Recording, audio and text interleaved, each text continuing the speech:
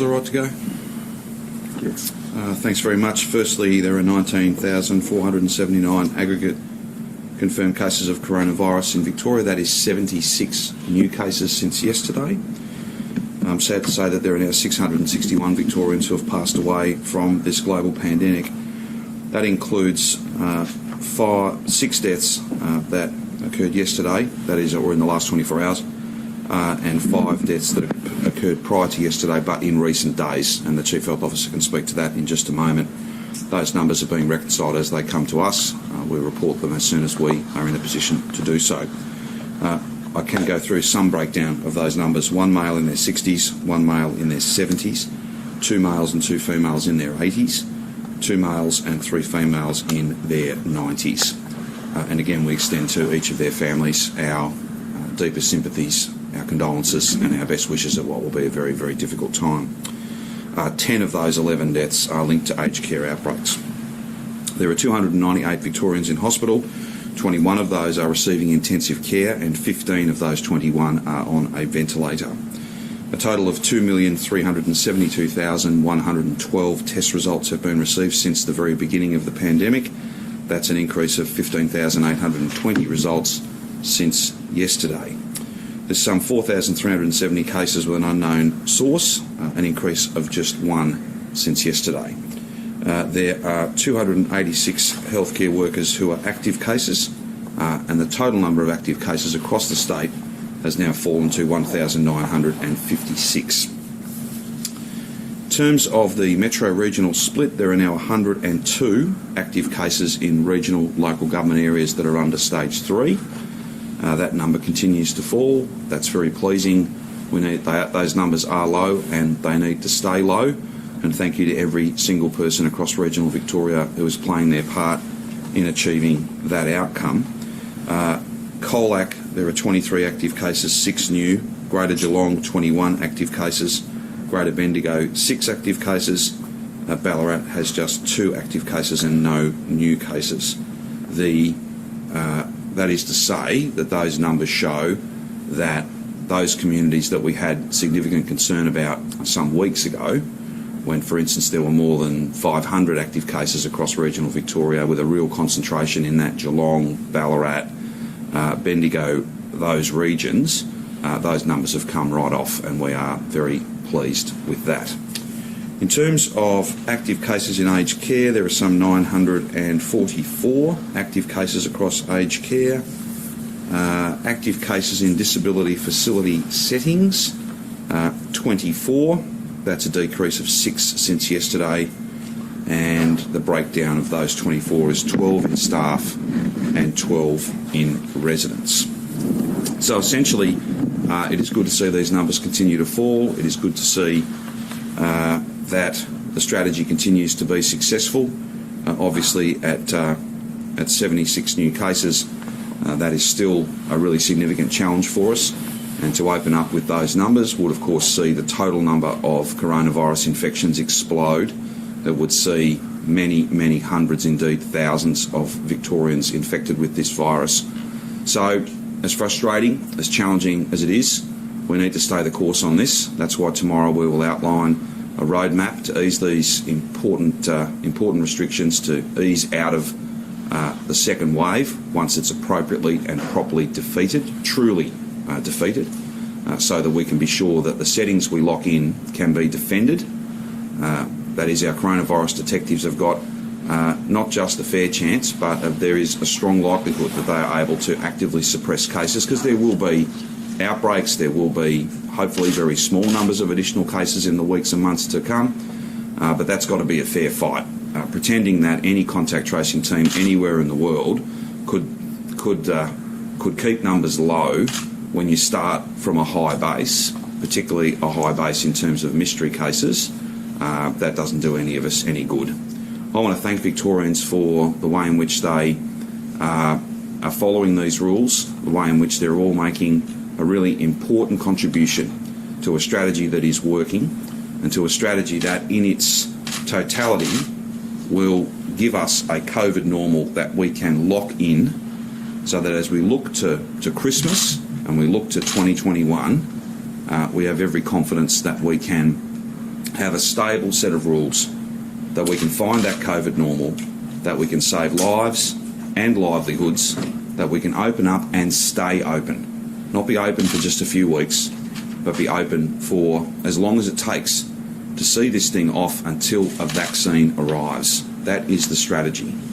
Yesterday I made a couple of comments about how heartbreaking and how very concerning it is to have so many people in the business community, for instance, very keen to open up quickly. I understand why they want to do that. It's not just for profits, it's for their people, their staff, their future. I absolutely get that. But when you really think about it, I don't know that any business, my own experience, my family background, and the people that I speak to almost every day, no one is really advocating to open and be open for just a few weeks. And if you opened at these levels, that is exactly what would happen. It would be 5 minutes of sunshine and then a third wave that arguably will be even more devastating than the second. We just have to find a way to be as steadfast as this virus. It is stubborn. The tail of the second wave is a stubborn thing. And we are seeing these numbers come down. I'm deeply grateful and very, very proud of every single Victorian who's playing their part. Just before I throw to Brett to talk about the epidemiology of the day, I do just want to again make that really important appeal to any Victorian, regardless of your background, regardless of your circumstances, regardless of your postcode. If you have any symptoms, even the mildest symptoms, as soon as those symptoms begin, please go and get tested. It is critical to us having the most complete picture of where this virus is, how it's presenting. It gives us the best sense of what we're up against, and that means we can make much better decisions to find that lasting COVID normal that can only be found after we have a slow, steady and safe easing. That's what's got to be done here, and that's what we will announce in detail tomorrow. I'll now throw to Professor Sutton. Thank you, Premier. So an ongoing slow and steady decline. It is heading in the right direction. It's too slow for all of us, I'm sure, too slow for me, but it is going in the right direction. It is some light at the end of a very long tunnel. The cases in Colac are the only regional cases today, so we will, I'm sure, see a continued decline in the number of active cases in regional Victoria and a lot of local government areas in regional rural Victoria that will not see further cases. That said, there might be cases out there, so do not be complacent and think that there isn't a possibility of cases being introduced into your postcode if you're in regional Victoria. Get tested if you're symptomatic. In Metro Melbourne, the cases are concentrated in just a couple of dozen local government areas. So again, there is a focus in terms of where transmission is occurring, but single cases occur pretty broadly across Metro Melbourne, and anyone can move across Melbourne for essential purposes, and so there is always the risk that even if you're in a local government area that has no cases or very few cases, that cases can be introduced there. So again, if you have compatible symptoms, a runny nose, a tickly throat, headache, cough, fever, please get tested. We've seen reasonable numbers of testing in the last couple of days, but we do need to keep that up. We need to understand where every single case is across Melbourne and the whole of Victoria. We'll take questions. Professor Sutton, which of those local government areas are you seeing those clusters still in? So they're still in the north and west suburbs of Melbourne, as well as concentrated around Dandenong and Casey local government area. But it's a handful of new cases each day in all of those local government areas. So it's not huge numbers. We know it's not huge numbers. We've got 64 as an increase today with the reclassifications. But those few cases are spread out across the north and west and the southeast. Professor Sutton, we're going to have 2 more weeks of stage 4 restrictions after the 13th of September. We'll be talking about that tomorrow. 64 new cases with the reclassification. Only one is a mystery case. How many of those new cases are in healthcare workers and aged care workers? So I can't tell you for the numbers that have just come through overnight and late yesterday. but the healthcare workers make up about a third of our totals in recent days. So that's aged and acute care and disability. Although the disability sector's really seen very few, if any, new cases and a decrease in active cases.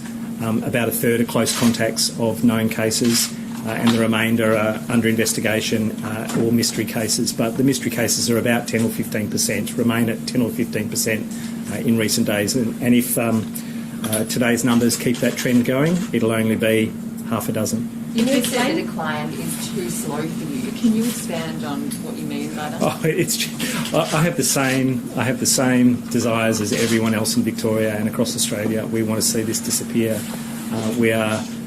We've been so very patient, but it is hard yakka. There's no question watching it come down from 725 on one day and to see it drop by 100, but to get to these smaller numbers and to see it only drop by 5 or 10 each day, I can understand that impatience. I feel that I'd love to see it drop much faster, but these are the most difficult chains of transmission to get on top of. That said, there are still preventable transmissions occurring. So, people who are gathering who shouldn't be gathering together, that's causing little clusters. And if we can get on top of those, they're 5 or 10 cases each day. We could get on top of this even faster. So yeah, I've got some impatience about not being at zero, but I am realistic about the fact that there are lots of efforts that need to be made across lots and lots of different areas to really crush this. Is there a point where health authorities just accept that we won't be able to successfully suppress the virus below a particular number? Is there a time frame, or is it just see how long we can go until we can get it below, say? Yep.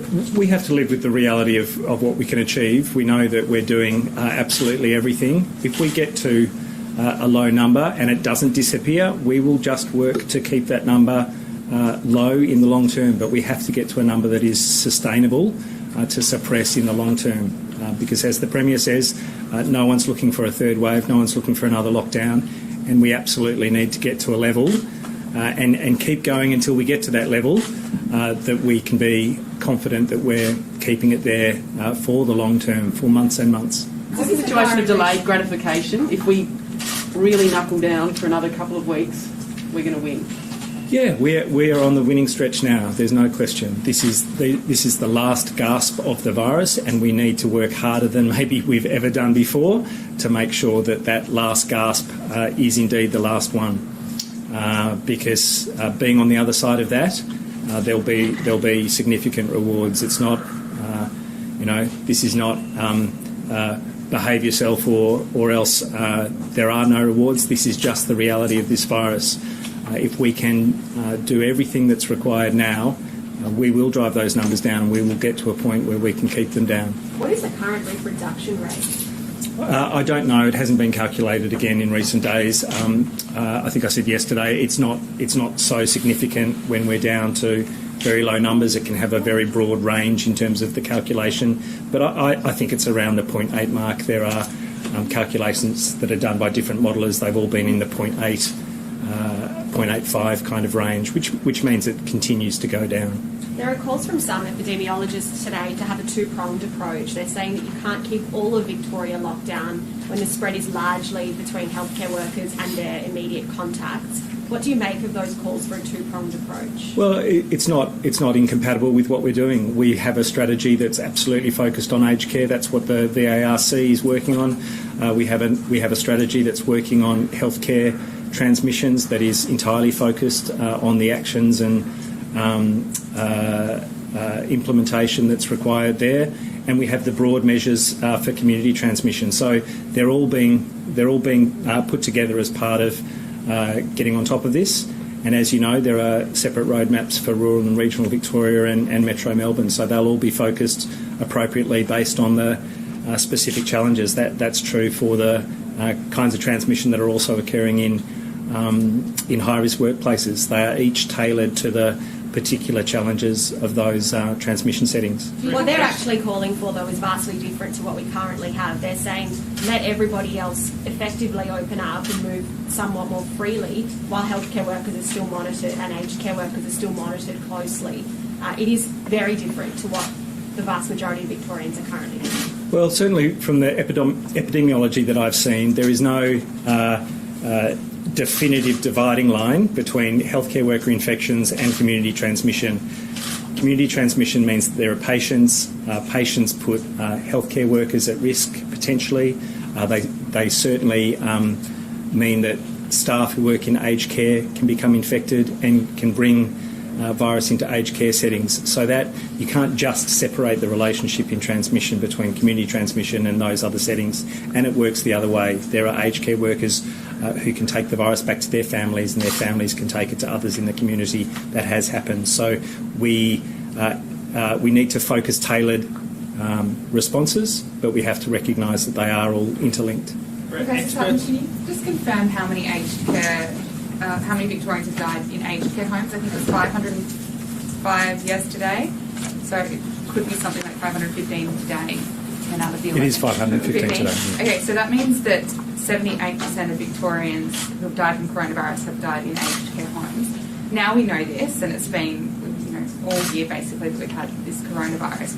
Do you think the strategy going forward should be just putting all our efforts into protecting the vulnerable in aged care homes, and at the same time really working on opening up for businesses who are struggling? So I know you previously said that the COVID doesn't really transmit as much in cafes as they do in households. So seeing as lots of cafe owners are struggling at the moment, do you think now the strategy should be getting them to open up and just putting a lot more effort in protecting, I suppose, aged care residents? There's no question that we're putting a huge focus on protecting those in aged care. It's also important to understand that the real epidemic in aged care followed the epidemic in the community, and the number of new introductions into aged care facilities happened at the height of community transmission. And so getting on top of community transmission is protecting aged care settings. It's both the response within those settings, so making sure that it doesn't spread amongst residents, it doesn't spread amongst staff, and it doesn't go between staff and residents. But it's also about keeping on top of the numbers in the community, because the aged care outbreaks followed community transmission, and they're now a challenge to make sure that it's not reintroduced to prolong community transmission. So yes, there'll absolutely be a focus in aged care. In terms of how we address risk in all workplaces, we are absolutely using those principles of what are the regulated environments that we can look at, where we can capture names, where we can make sure that people are spaced appropriately, where we can make sure that issues of ventilation and cleaning are all addressed. So those principles are absolutely being applied, and we recognise that indoor is more a risk compared to outdoor, where people are forced to be closer together. It's more a risk than those places where they're separated. Where there is a chill room, where there is high humidity, where there is low ventilation, they are high risk. All of those principles have been applied as Department of Jobs has looked at the risk across workplaces, and we'll use those principles to determine how we move forward. So is it true or even likely that hospitality venues won't be allowed to have indoor dining until there's been 2 weeks of zero community transmission? Well, we'll speak to the roadmap tomorrow. Is this 2 weeks of zero community transmissions realistic and achievable? I know WA's had a long stretch of zero community transmissions. Are there many cities around the world that we're seeing that that's happening? And the second part of that question, when do you think we might be able to get to that point? I'm not sure when we'll get to that point. We're aiming for it. There's no question we're aiming for it. We may or may not be able to get there. We'll make judgments as we see the numbers each and every day.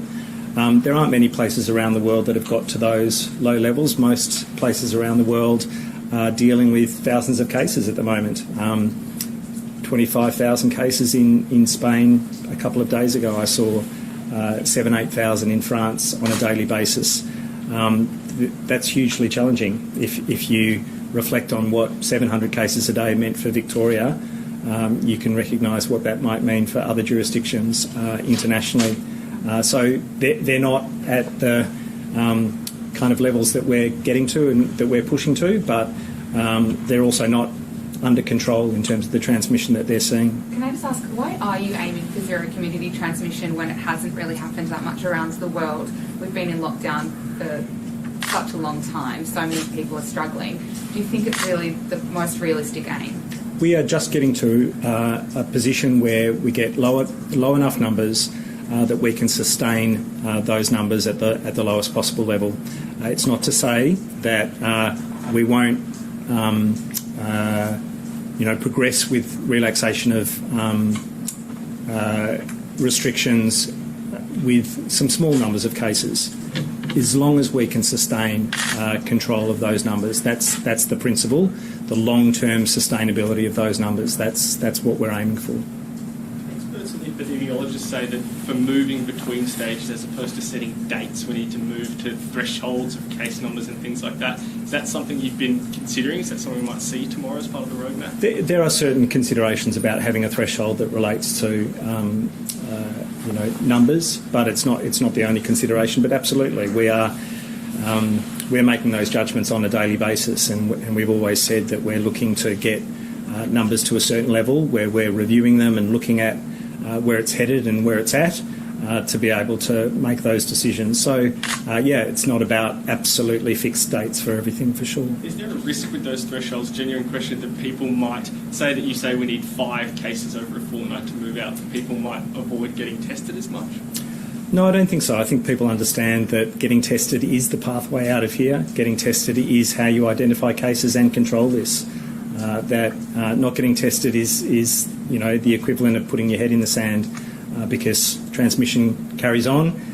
It'll be identified as people present to hospital, as people die. So there's no escaping the reality of transmission. Testing has to be the pathway to get on top of the cases that we know about.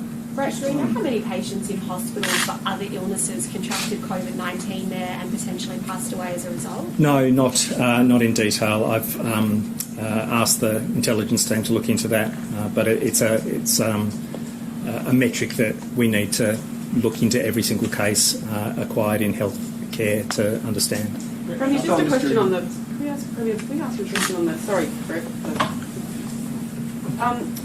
There are reports, and this has come from someone external, that some police members are covering their name tags and badges in preparation for the protest. Have you had anything?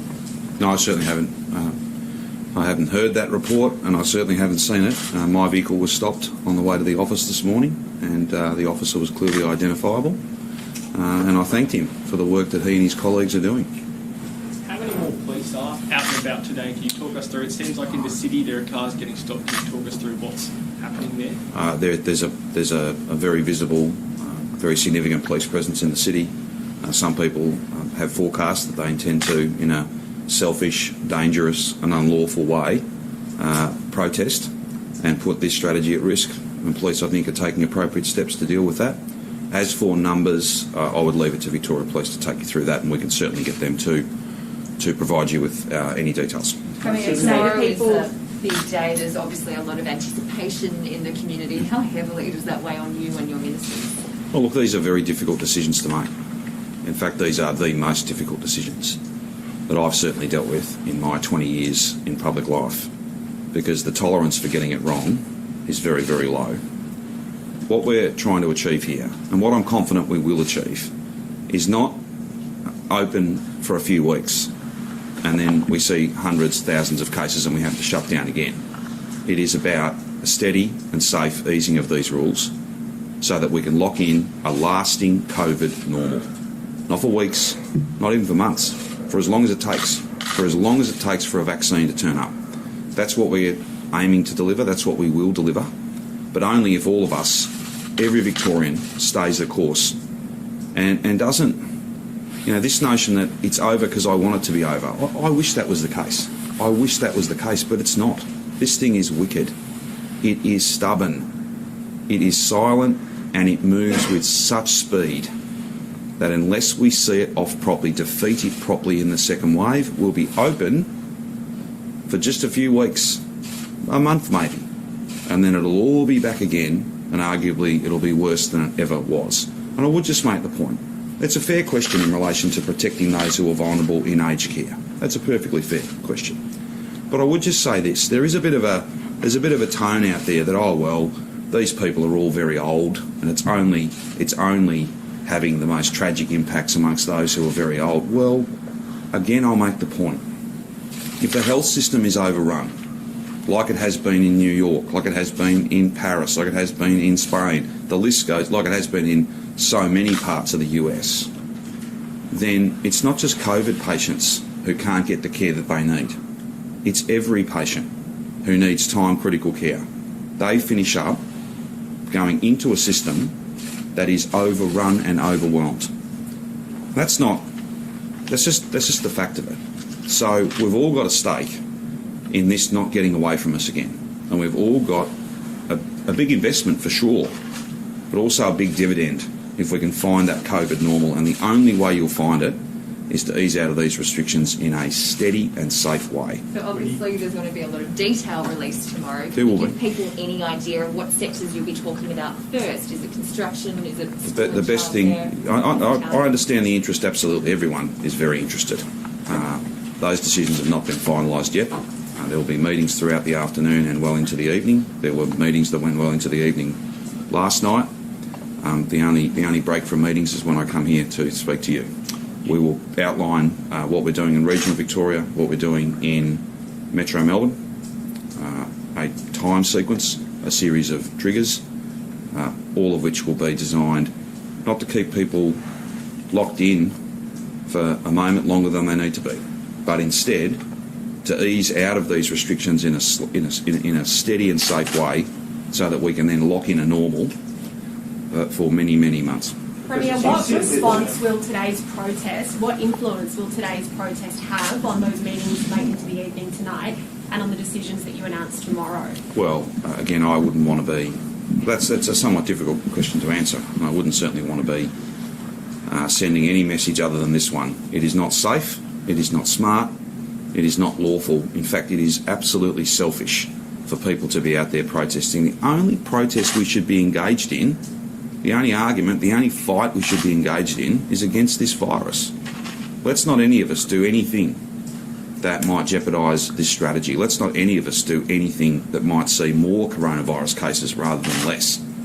That's just not worth it. It's just not worth it. If you want to get out of these restrictions, as we all do, and stay out of them, that's the key point, get out of these restrictions and stay out of them, then we have to do this in a steady way. And that's what I'll outline tomorrow. Last week is that Everyone will get a go. It's fine. Well, right up the back. you've said right through this that the advice you've been taking on much of your decisions has been from the Chief Health Officer. Is that still the case with this roadmap, or will you be taking into account other industry leaders, stakeholders, etc.? Well, this is a health problem in the first instance. And until you fix the health problem, there can be no economic repair. There can be none of the recovery that we absolutely want. And if you just break that down, it makes perfect sense. You can't repair the damage that this pandemic has done to our economy in 2 weeks or a month.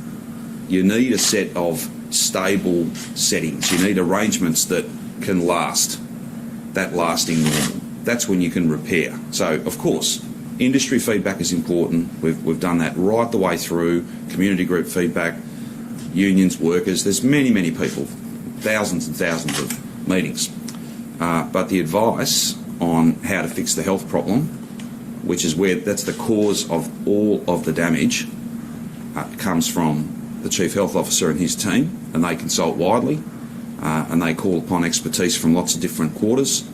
You know, we've had modelling it is a massive task, thousands and thousands of different inputs to try and simulate what case numbers will look like when you have various rules change at various points.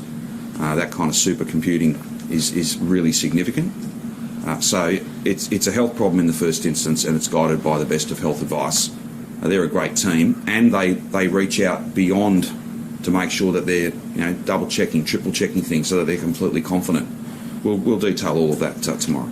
Premier, can I ask you about National Cabinet? Today, Anastasia Palaszczuk said that she wasn't on board with the hotspot plan to reopen borders by Christmas. Is How fractured is the National Cabinet, and were you aware that Queensland wasn't on board? Well, I'm not here to speak to the positions of other states.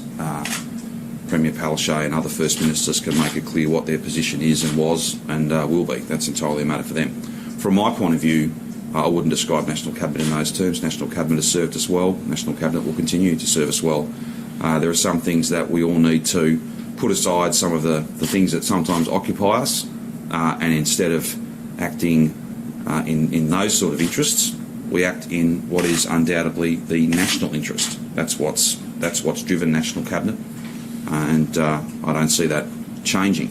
At the same time, though, I'll let the Prime Minister speak to those matters in more detail. He's the chair of that body. I'd just say that yesterday's outcome, from my point of view, the outcome in relation to having a freer movement of key agricultural workers and the process to improve those arrangements between South Australia, Victoria and New South Wales was a very important outcome. So you wouldn't be disappointed if Queensland and WA were eventually separate to that process? Well, Queensland have made it very clear that they're not opening their borders. WA have made it very clear that they're not opening their borders. And, I'm not going to provide a gratuitous commentary all the way down here from Melbourne. The best contribution I can make to getting borders across the country open is to get these numbers down. And that's exactly what we're doing every single day.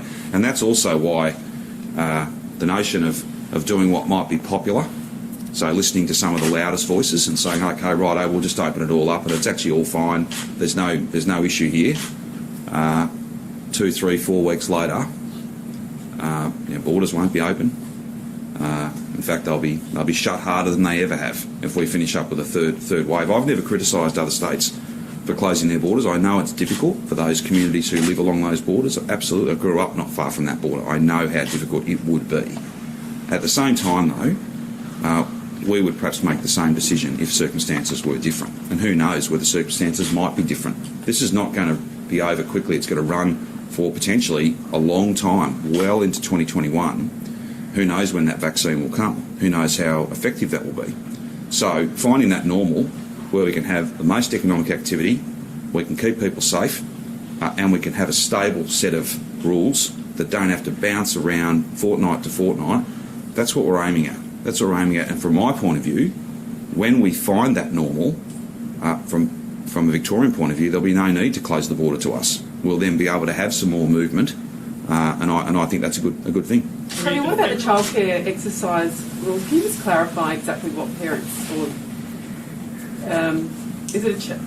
first of all, is it a change or not, and what are the rules now? So it's not a change in the public health directions. There's no new written directions, but there were questions asked about whether parents can go out with their child separate to their own exercise, and the clarification is really around that, and the answer is yes. For those parents who don't have an opportunity otherwise to bring their kids out as they're entitled to, for whatever reason, commitments at home and with work, then they can have that time with their kids in a park or whatever for an hour, as well as an exercise period, again following the rules for themselves. And I've got one more from mothers and fathers. I know we're opening the roadmap tomorrow, but our playground's going to be open. You will know very soon. You will know very soon. Professor, we learned in the draft report on Thursday, we know it was a legitimate draft at some point, the idea of bubbles for individual people living alone, but also for home visits, picking one other household was discussed in that plan. Can you talk us through the logic behind that? So again, we'll make announcements tomorrow. I haven't even seen the draft that you're referring to. I don't know if it's accurate or not. But the principle we've talked about is that you limit the number of people that you interact with. That's a lower risk than opening up to a different individual every day. That's the bubble principle. It's been under consideration. It'll be spoken to in time. How can you enforce something like a bubble system? Look, we a lot of these aspects rely on people knowing what the right thing is and doing the right thing. Of course, there are instances where people have reported on behaviours that aren't up to scratch, or people being found out. But there's a significant part of everything that we're achieving, which is just people knowing what the right thing is and doing the right thing, and that's half the battle. And Victorians have done a superb job in that regard. Just on mystery cases, is there any consistency to the type of people that are catching the disease from an unknown source in the community? Are they mobile workers, for example? I would have to come back to you on that. I don't know that I've got it all in front of me. I think, they broadly represent the same demographics that we're seeing in all of our cases. But obviously the cases that are linked to outbreaks have the professions where those outbreaks are occurring. So they are in aged care, they are in the higher risk industries. So some of the other individuals might be similar in terms of location, in terms of age group, but they won't have the same work demographic details. How many of those mystery cases did we have over the last week? So it's been around 10 or 15%. So, if you're looking at under 100 cases a day, it's in the 10 or 15 numbers on a daily basis. On mystery cases, so when we went into, I think I've asked this before, but just when we went into... You may. Just how do you feel about them? Because when we went into stage 4 just a month ago, there was 760, and I know now it's well over 4,000. 400. Was it 4,200? How do you feel about it? Well, we're driving them down. As we're driving total cases down, those mystery cases are being driven down. The focus on them from a epidemiological point of view is that we need to try and understand where they might have acquired it as much as we possibly can. That's clearly apparent for clusters and outbreaks where we can see that where people have picked it up, contact with a known case. But for mystery cases, we really want to explore where they might have gotten it from. And there is serology testing, so the blood testing, not just the swab testing, where we can look at the people that they've potentially acquired it from, the people that they've been in close contact with in the 2 weeks before they became unwell, so the acquisition testing. And you can do blood tests, and it might be family members who never really developed significant illness, never got tested. It might be workmates. And if you can do serology testing for them and understand that that's where they picked it up, then you can do broader testing in those settings. So it is important to try and dig down to those mystery cases as much as possible. But they're coming down as the total cases are coming down. And they will be, they'll be subject to the same pressures that reduce transmission as everyone is. So the limitations in movement will limit the mystery cases in the same way. So do you think we're in a better position than we were a month ago, even though we've got 3 times more number of mystery cases recorded? Yeah, they're just the mystery cases that have been gone through that full investigation, so that we understand out of our total which ones are the mystery cases. But we're unequivocally in a better position because we've got single figures that we're heading to for mystery cases. That's a terrific position to be in. Brilliant. People who live alone in single-parent households are struggling is something you've spoken about before. Do you want to give them any hope ahead of tomorrow that they'll be looked after? Only to say that we have always been cognisant of those struggles. We've always done this really difficult balancing act, understanding that we have to drive transmission down to the fullest extent possible. That's why these restrictions have been so strict, because stage 3 restrictions were turning the curve, but weren't doing enough, and we would have been in a position today where we'd still see hundreds of cases rather than double figures. And so those struggles for single parents, people living alone, are in our minds, absolutely. But we are balancing the need to control transmission to the fullest extent possible with a recognition of those really significant struggles. So, yes, we've heard people we're working through all of the next steps with those struggles in mind, as for many other sectors. And so if I can give that assurance that that's front and centre in our thinking, and all of the other struggles for people psychologically, I'm happy to give that assurance. Professor, you said before Victoria's potentially at got the hardest task ahead of it. Is it safe to say then that Victorians shouldn't really be expecting any sort of significant easing of restrictions tomorrow? Not tomorrow. An announcement of easing of restrictions for the next few weeks. They should brace themselves for a few more weeks of pretty hard lockdown. What I really mean by the hard task is that it's holding the line. When we get to very low numbers, people might consider that we're through it, that we can change our behaviours, that the risk isn't there anymore. And so the really hard efforts that I'm referring to are the efforts of bearing in mind that until we're really through this, that the risk will remain, the risk of resurgence will remain, and that will be awful for everyone should it happen. And we have to have that.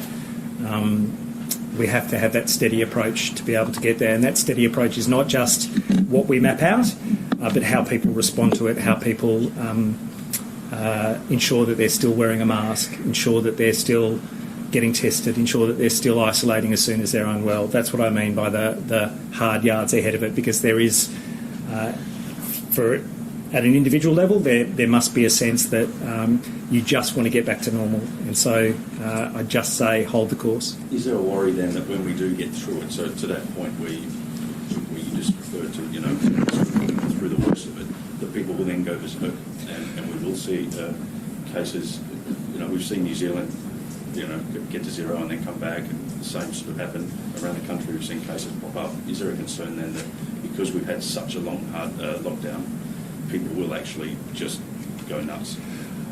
I guess there is a concern. I have that concern. I don't think it'll happen. I think people understand. We've been through this. We've gone through a first wave. We're on the other side, and it all came back. And so I think people understand how awful it is to have a resurgence and what it means for our health system, what it means for our economy, what it means for our individual lives. And so I hope that's still in people's minds, and that there isn't that immediate push to just normal behaviour, because that does put you at risk as an individual, puts all of us at risk. Just on that, how confident are you that this is kind of the tail end, and that if we do keep with this strategy, then there won't be a third wave when there has been cases pop up around the world and around Australia, and we might not know about it? Yeah, everything we're doing is working on that principle, that this is the tail end, that we are working to a future where this virus remains under control for the long term, because we can't afford it, no one can afford it globally, to have a huge resurgence. So we need to keep it under wraps until a vaccine is available. There are over 30 that are in those phase 3 trials, with tens of thousands of people, hundreds of thousands of people around the world now going through phase 3 trials, where we'll see what a vaccine might be able to achieve. And if just one of those vaccines, and there will probably be 3 or 4 or more of those vaccines that show effectiveness, that are safe and can be produced, that's what we're hanging out for. And so if we can do that and hang on for those months ahead, when a vaccine's available and can be provided across the population, then we're all in a much better position. We haven't been able to control the virus for most of the year, so there's no doubt in your mind that this will happen again next year. I think we still know what works in terms of control. We've seen it get away for sure, but we also know that these numbers that are going down day by day are in response to the very things that we have in place now. And we know that the contact tracing system is stronger than it's ever been and more timely than it's ever been. We need to work on all of that. We need to work on getting numbers down further. But yes, I'm confident that when we get to those single figures, that they'll remain there, if not go down further. This roadmap is people's mental health and I guess the invisible effects of a lockdown being taken into consideration, because obviously Melburnians, Victorians have been in lockdown for an extended, long period of time. Are you concerned that an even bigger extension would have a more significant effect on that, and are you considering it in this roadmap? Yeah, absolutely. The effects on mental health. We've talked about the risk of domestic violence. We've talked about access to medical care. All of those things are in mind. and of course all of the consequences of not working, of not having the economic activity that supports people's lives and livelihoods. So yes, all of those things are in mind. Safer Care Victoria, our Victorian Agency for Health Information, a Cabinet more broadly with all of their relevant departments are looking at those data metrics and hearing the stories, not just numbers on a page, but knowing the very real effects of this. So yeah, it's in mind. It's an absolute consideration. Can I ask the Premier a question, please? The federal government put out a roadmap in May, I believe, of the stages of moving out. As this week has progressed, you said you've been speaking to the Prime Minister a bit. What's his feedback been to you on Victoria preparing its own roadmap to move out of this second wave? Well, I think the placemat you're referring to was the National Cabinet agreed time frame, so different phases, with an aim of everyone being to that COVID normal by July, if my memory serves me, in relation to that document.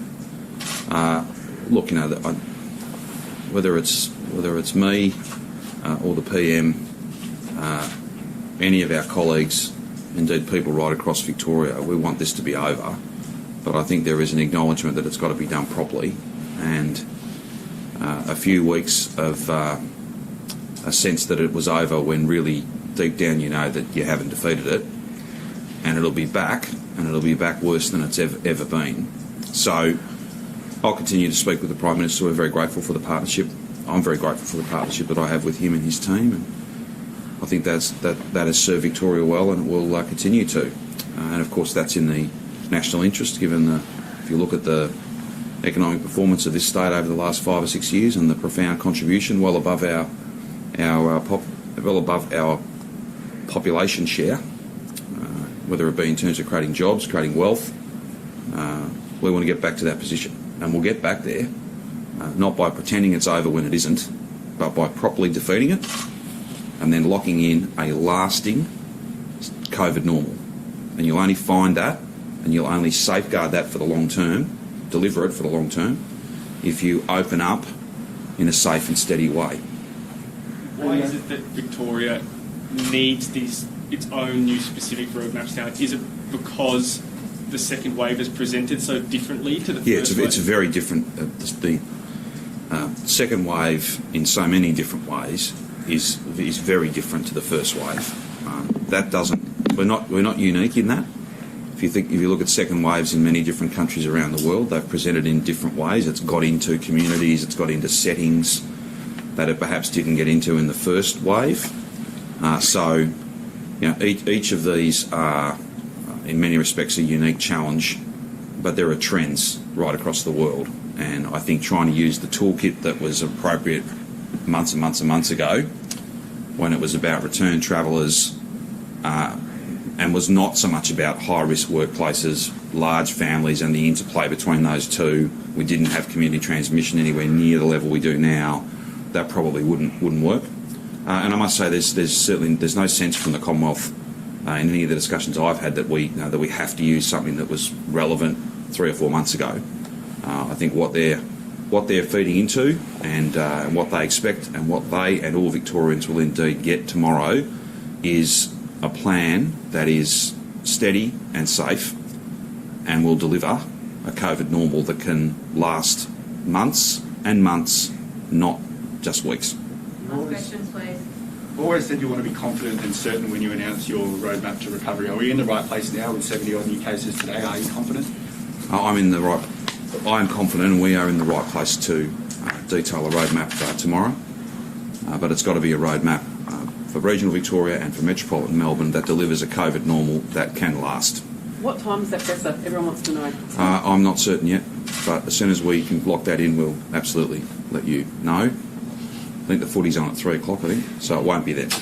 Premier Jeff Kennett, the former Premier, has come out today and he's been questioning the death toll in aged care and other places, saying that he thinks these settings are conflating people dying with COVID to dying from COVID. What do you make of that, and what do you make of that rhetoric